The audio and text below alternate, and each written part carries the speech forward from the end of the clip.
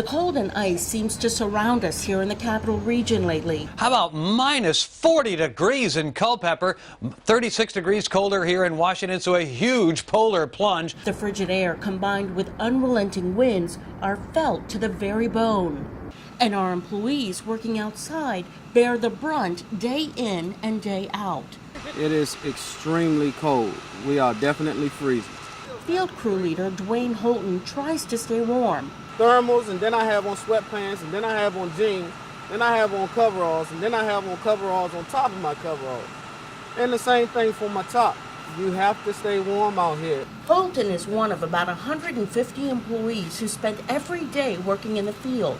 The freezing temps make doing so extremely hard.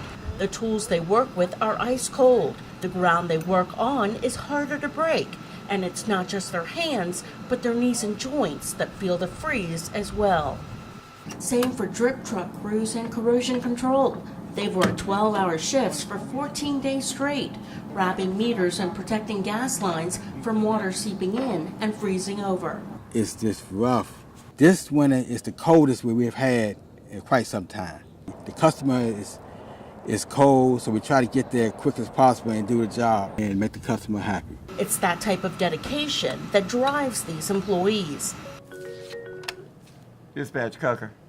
Our dispatch team is running hard too. So they understand the job and they're very committed. They come in on their days off, on the weekend, and they understand that during this time is a time for them to step up to the plate and give everything they got. This extreme weather has added even more urgency to everyone's job. It takes a special person to be able to do that, and I appreciate them so much.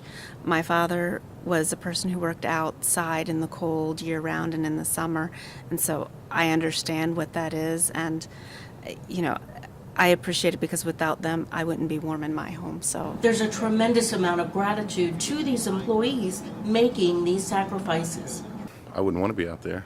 I mean, I appreciate all the hard work they do. Their co-workers inside really appreciate all that they do, keeping warm and doing their jobs. There's just no amount of thanks we could give them. Holton says it's all just part of the job. You know, if it gets too bad, we sit in the truck for a little while, warm up, get the frost off of us, and get back to work.